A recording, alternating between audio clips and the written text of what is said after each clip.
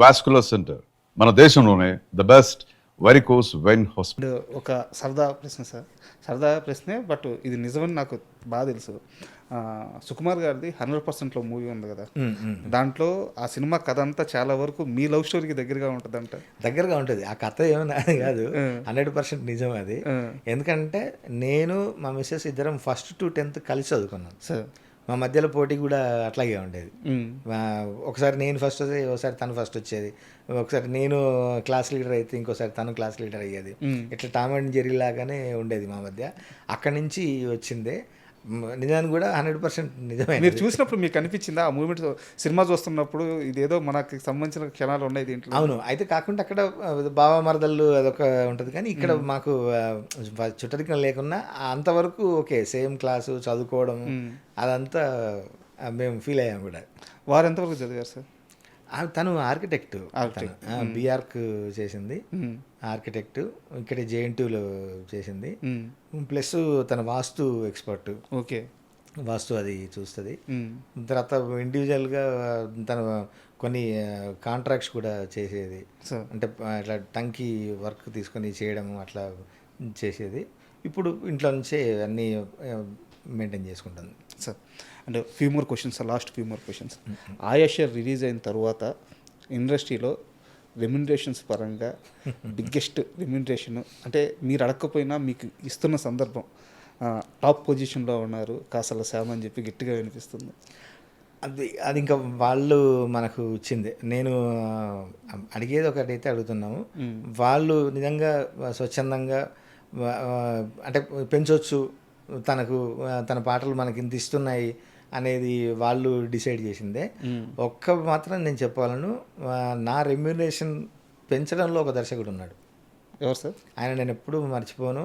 అంటే రెమ్యునరేషన్ పెంచినందుకు కాదు, ఆయన ఒక రచయితల పక్షపాతి ఆయన సార్. మా హరిశంకర్ అన్న. అబ్బా, నేను అంతవరకు తీసుకున్న రెమ్యునరేషన్లు ఒక ఎత్తు, హరిశన్న సినిమాలకి నేను తీసుకున్న రెమ్యునరేషన్ ఒక ఎత్తు. మొన్న దీనికి ఉస్తాద్ భగత్ సింగ్కి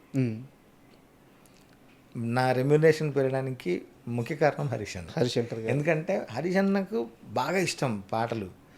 హరిశన్న నన్ను ఎప్పుడు కలిసిన డ్యూయెట్లో, రొమాంటిక్ డ్యూయెట్లో చెద్దరు అనే ఒక పదం వాడాలని ఎట్లా అనిపించింది అన్న నీకు? ధమాకలో అయితే నిద్దర్లు మానేసి తెల్లార్లు మనం చెద్దర్లో చేద్దామే తిరణాళ్ళు. చెద్దరు అంటే దుప్పటి అని. పాటల్లో చెద్దరు అనే పదం వాడామంటే ఇంకా నిన్ను ఎవడు కొట్టేవాడున్నాడు అంటే అట్లాంటి పదాలు రాస్తావు, నాకు ఇష్టమన్నా అని బాగా మెచ్చుకుంటుంటాడు. మిగతా పాటల గురించి కూడా, మిగతా రచయితల గురించి కూడా తను మాట్లాడే తీరు, ఒక మంచి పదం రాస్తే వాళ్ళని నెత్తి మీద పెట్టుకుంటాడు హరీష్ అన్న.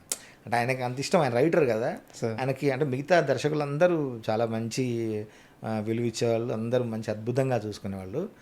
హరీష్ అన్న ఒక పాలు ఎక్కువ, ఒక రవ్వ ఎక్కువ. నేను ఇంటర్వ్యూ చేశాను సార్, నా ఇంటర్వ్యూలో చెప్పారు ఆయన దేవుడి రూమ్లో ఇళయరాజా గారి ఫోటో, వేటూరు గారి ఫోటో 2 దేవుడి రూమ్లో ఉంటాయంట ఆయన.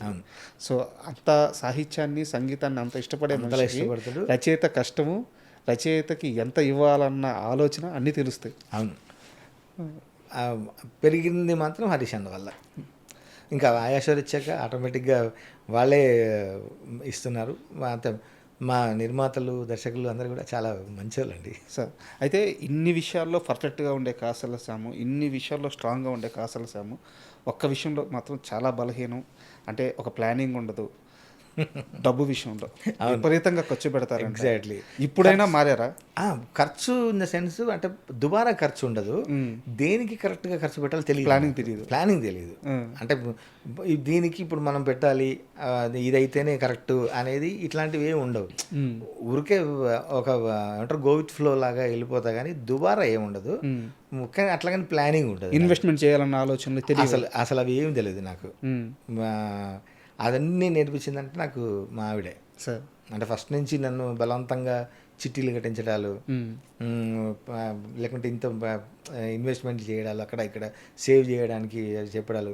ఎందుకంటే తను కూడా ఏంటంటే ఒక కమిట్మెంట్ ఉంటే దానికోసమన్నా పనిచేస్తాను, భయం ఉంటుంది అనే ఒక ఆలోచన.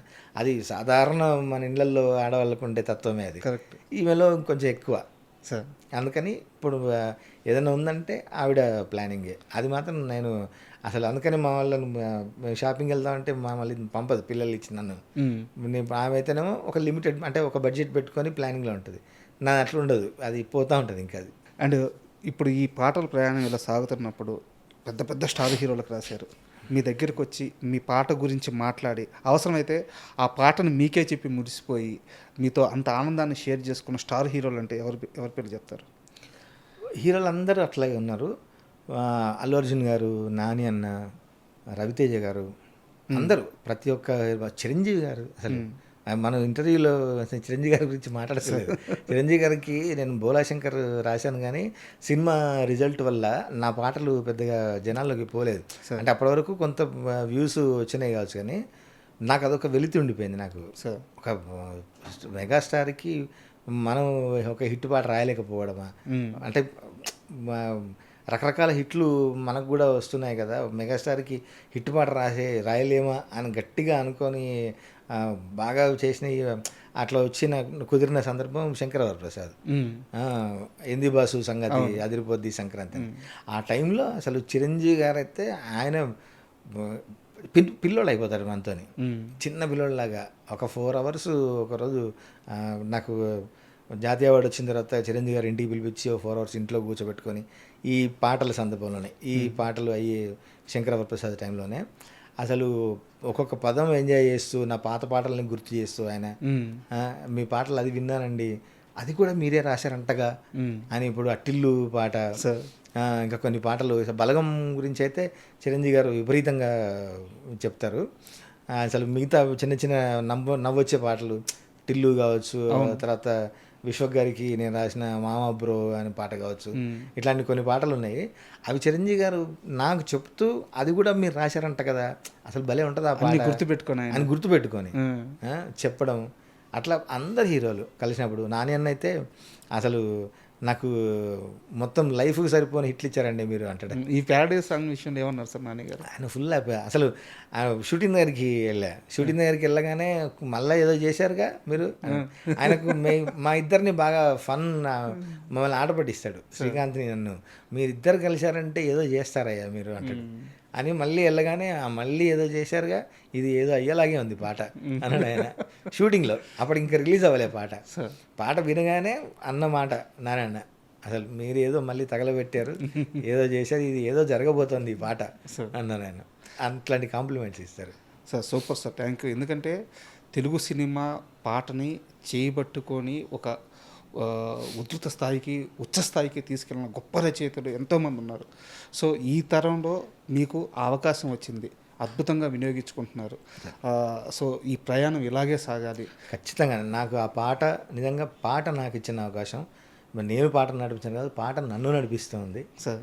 నిజంగా ఆ పాట తల్లికి, ఆ వాక్కులమ్మకి, ఆ పాటలమ్మకి, సరస్వతికి, నన్ను కన్న తల్లిదండ్రులకి, నా ఫ్యామిలీకి, నా వైఫ్, నా పిల్లలు, మా బ్రదర్ అండ్ సిస్టర్స్, వీళ్ళు ఆదరిస్తున్న ప్రేక్షకులు, దర్శకులు, నిర్మాతలు, సంగీత దర్శకులు, డాన్స్ మాస్టర్లు, సింగర్లు, ఎవరెవరు ఇప్పుడు నేను ఇంత దూరం వచ్చానంటే ప్రతి 1 మీటర్కి ప్రతి 100 మీటర్కి నా తోడు ఒకరున్నారు, నన్ను నడిపించారు. ఎంత ప్రయాణం జరిగిందంటే నా ఒక్కడితోనే జరగలేదు ఇది. ఒక్కొక్క మైలురాయికి ఒక్కొక్కరు నన్ను తీసుకొచ్చి అక్కడ నన్ను విడిచి ఇంకా ముందుకు నన్ను పోవడానికి ఉపయోగపడ్డోళ్ళే. అట్లా ప్రతి ఒక్కరు కూడా మన తరఫున పేరున ధన్యవాదాలు తెలియజేసుకుంటూ, ఈ ఇంటర్వ్యూ సాధ్యమైందంటే సుధాకర్ అన్న కూడా థ్యాంక్స్ చెప్పుకోవాలి. ఎందుకంటే పట్టు వదలని విక్రమార్కుడు పట్టుకొని అసలు అన్న ప్రతిసారి అన్న నెంబర్ ఉంటుంది నా దగ్గర, బట్ ప్రతిసారి అన్నయ్య సుధాకర్ అన్నయ్య ఇంటర్వ్యూ అన్నయ్య.